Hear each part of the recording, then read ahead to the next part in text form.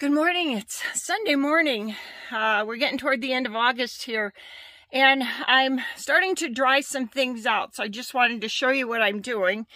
It's a kind of a difficult and sad time of the year because, you know, your gardening is coming to an end. But getting prepared already for next year. So look at this. You know, we've had plenty of nasturtiums in here. Now I got to get to the carrots because I'm going to have to harvest them and I want to make sure they're doing good. But I'm also harvesting these nasturtiums. Look closely. See that? Those are all going to be seeds. And I'm catching them already in this box. That way we can have a little more control over where we're planting nasturtiums. We're going to have plenty of seeds. This is what the green seeds look like. So I brought my table back in here so that I can catch them. I'm hanging them up to dry right now, and I got to get to these carrots here. So I've had to pull those out. There'll still be plenty of seeds that have already dropped, but this batch is at the end of their stage. And now what I'm doing, and what you should do with all of your plants when you're doing raised bed gardening, except of course for your root plants, which you have to pull, but just cut them at ground level because those roots will rot, and that's part of the process of this kind of gardening. Those roots in there will decay through the winter and actually provide aeration for the soil, which will make it that much healthier next winter. See, I had green beans growing in here, which I couldn't even find because of the nasturtiums, so I'll be able to catch some of those. But here's up close. Look at all those nasturtium seeds. So I can't do this while I'm holding the phone, but I'm going to cut those and I'll show you how that works. So here I've cut them off so I can just lift them up, but look at all those seeds there. And there's still tons of seeds right here on these plants, but I'm going to move them over to my drying table, because we're going to look at the seeds on there. We're going to let them dry out and harvest those seeds. I mean, there's just tons of them. It's cool. So here's my drying table. And I just weave them up here in the wire that's already there. Hear them? Hear those leaves? I'll shake it a little bit. I mean, hear those seeds? Whoop. Sounds like hail. There we go. Anyway, so I'm doing a little bit of prep work for the fall, because it actually is getting to be the fall. You can never start too early. Okay, so you can see in this pile, I also have a lot of carrot tops, and that's actually a good thing because now that'll force those carrots to develop their roots more, which is exactly what you want. And those carrots have a good more amount of time, and then that way I can get in and harvest and still continue to thin these carrots. This is the row that I've been working on. Next year, this will all just be nasturtiums. We'll let them have their own spot in the garden, and I won't be planting carrots and peas and cucumber and everything else that I thought would do really well on this side. But you know, you live and you learn. So, see, just look at that. That's cool. See, look at all those. That would be way too many plants in this small area because one nasturtium seed goes a long, long way.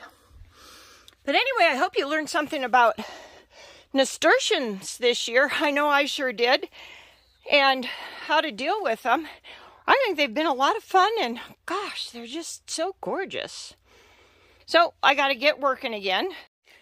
Okay, so a lot of people win and win not to harvest potatoes. So I just want to show you what I've done here, because you wonder, well, what should I do? Should I water? Should I harvest?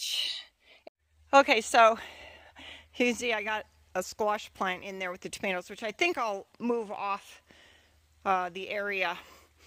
But I harvested just one plant here. Now, you can see there's another one that's about ready to harvest in there.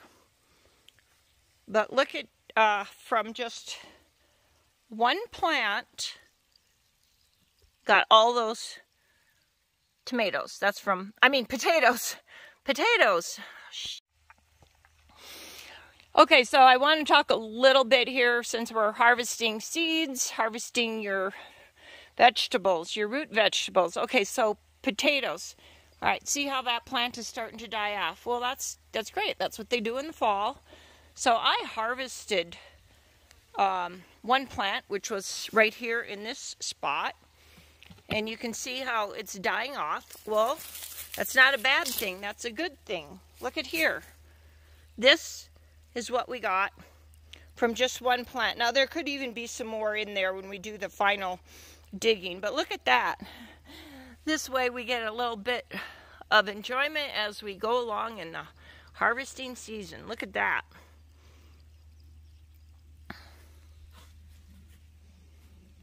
Some of these are still blooming. But you know, they're all going to be ready. And you can leave them in the ground. It's not going to hurt anything. So here's our potato patch. Okay, there's one other thing I wanted to talk about. These purple flowers are nice and they look pretty and everything, but look at the number of seeds. Those things will absolutely overrun your garden. So what I do is I'm going to pull those, clear out this area in here. We have a little, that's a cosmos. That guy's okay. Some of them are okay, but and now that's just alfalfa. I don't mind that. That's good for the soil. And we got some corn flowers too. So if you kind of have some experience, you'll learn what to pull and what not to pull. See this tin garbage can? I'm putting those in there because we don't even want them in the compost pile, because those seeds will still probably survive for several years. So we'll just dump those in there and clear out this patch. Whoa, check this out. See that? That's one plant. Those are huge. And there'll be more in there. I decided I better harvest this middle row because those plants are ready to harvest. That way we can be eating these new potatoes through September. Okay, more tips. So you want to get all those dead leaves out from under there to avoid any root rot. We're doing pretty good because we're not like putting a bunch of water on top of the plants at this time, but that's where you can run into trouble if they don't thoroughly get to dry out. So when you have a minute or two, just go through and try to clean up. Now here in there, I'm not going to worry so much. Basically what we've got are carrots, and I'm working on getting those ready. They'll stay in the ground, but actually down there they need thinning, and then I'll give them a good heavy dose of water for the week. And as I'm cleaning out my aisleway so I can go through on my trusty little scooter, but if you look close, yeah, guess what those are? Should know by now if you're following my videos. I'll pick up as many of those as I can because I know there's going to be plenty of seeds in here for next year. All right, so that's what I'm working on right now. Well, big day today. A lot of weeding, a lot of cleaning out, a lot of harvesting. I'll show you the goods here in just a second. Well, it's tomatoes. There's a few that are ready. Anyway, here's our drying station. We started out with that idea in mind. And that is our nasturtium drying station for the day. I think beginning gardeners might learn a few things. Hey, I'm always learning things along the way. What a great adventure, gardening. Okay, so yeah, we got about, I don't know, 10 pounds of goods here. We got green beans, these cherry tomatoes, which are delicious, carrots. Anyway, there's enough eating for a good week there for a few. Okay, well, it's a good harvest today, and thanks for watching, and I'll keep you posted on what's going on.